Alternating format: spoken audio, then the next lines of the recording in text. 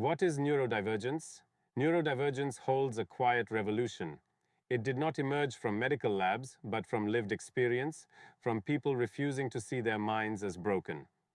Kassiane Asasumasu coined the term in the early 2000s as a radically inclusive label, challenging social forces that define what counts as a proper mind.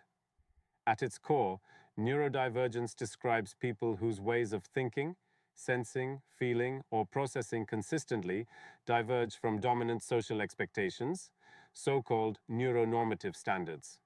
These standards privilege predictable, efficient, emotionally regulated, linear ways of being. Living outside these norms creates friction. People may feel mismatched, misunderstood, or pathologized, yet neurodivergence is not a fixed list of conditions. It is a relational idea, how a person's patterns meet a world built around narrow ideas of normality. Asasumasu's vision included those born divergent and those who become divergent through injury, trauma, mental illness, or stress. This contrasts with neurodiversity, which describes natural brain variation across everyone. Neurodivergence focuses on individuals whose differences place them in a marginalized position.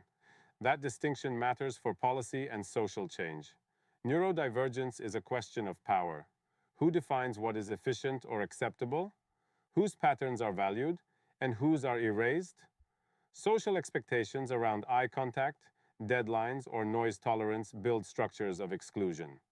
Neurodivergence asks us to question those structures, not just adapt to them.